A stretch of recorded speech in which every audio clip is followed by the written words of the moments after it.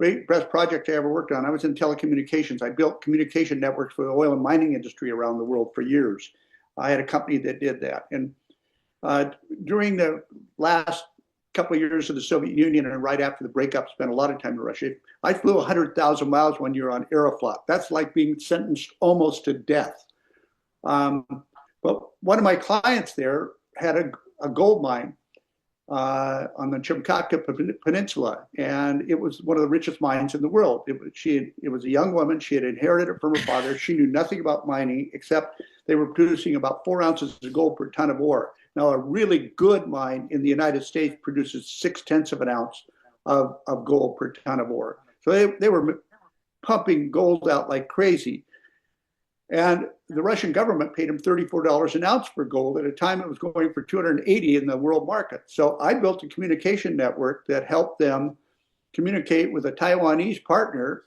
And they used to fly helicopters off Taiwanese uh, uh, fishing boats off the Russian coast, pick up a load of gold, put it back on the trawler, and take it to Taiwan and put it in the bank for this family. And in order to do this correctly, whenever I would get into Khabarovsk or Magadan, either of those two cities, I had to pretty much disappear to go work on this project because I didn't want to lead the authorities who I'm sure were tracking me. And I can't, one of the most terrifying experience I've ever had was getting off an airplane one time in the city of Magadan and being rousted by six intelligence officers trying to find out where the hell I was. And of course, as a dumb American kid who had no sense of direction in Russia, I couldn't tell them what north was or south was or anything else. So I really couldn't give them anything. And it took about 5.5 hours of that before they finally put me on an airplane to set me home. But the thing that was astounding about that is I don't think that they would have done anything to the mine except shake them down for a big payoff. I'm absolutely convinced that it was really just trying to find if I was doing anything that they could use to make a bunch of money.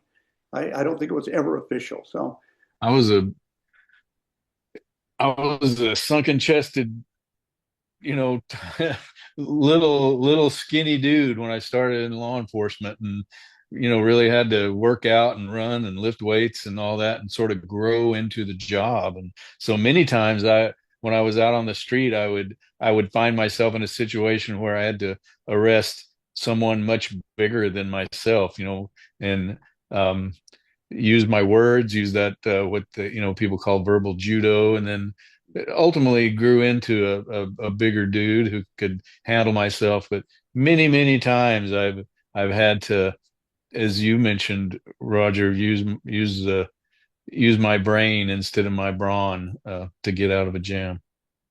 I remember being followed down a trail with a deer that I'd killed in a backpack on my back and having a brown bear follow me down the trail. And I'd stop and he'd stop, and I'd go another 100 yards, and he'd follow me, and then he'd stop. And I finally got down to where there was an old Tlingit native guy sitting on a stump deer hunting, and I came by him, and he asked me what was going on. I told him, and he just turned around and started to talk to that bear. And I remember his first line perfectly. He says, "Oh, grandfather, you need to leave this white man alone. He has no idea what he's doing in your land. I'll explain it to him." And the bear sat down, listened to him for 15 minutes, turned around and walked up the trail and left us alone. Funny. That's Those great. kinds of stories I absolutely love.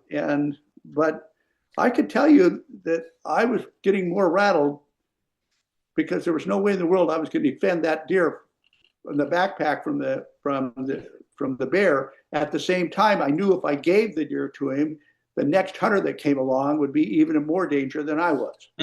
So That is a great story there. You asked earlier about autobiographical, and I think one of the few autobiographical stories I have in it's jazzed up a bit from real life, but there's a story in the first Jericho Quinn called National Security, where Jericho is talking to his partner Jacques Thibodeau, a Marine gunnery sergeant, about the jam they're in, and he's telling him about hunting deer in Alaska and how he's covered with blood and he's carrying a pack full of deer meat out, and it's dark, He's with his brother, and they come across a fish, and the fish is in a bear track that's filling up with water as they look at it, and the fish is freshly skinned and it's flopping around, and there's a pile of eggs on the ground where Rodger, what I'm talking about. And Yeah. and Jacques Thibodeau, the character, is listening to Quinn talk, and he goes, "Is that what you feel like you're walking through the dark covered with deer blood?" And Quinn says, "Nope, I feel like that fish." And that is as close to autobiographical, I think, as I have ever put in a book. Yeah, well, I I felt like that fish a couple of times out there. I spend as much time as I can. I hike every single day. That's how I stay in shape. And There you go. up in the mountains. And I've been backed off trails here in Anchorage. I don't know how many times the last 4 or 5 years, but backed off is the correct way of putting it. Bear, that trail belongs to the bear, not to me. It's my. He has made it crystal clear. It's his trail. It's time to leave. Yep, yep, yep.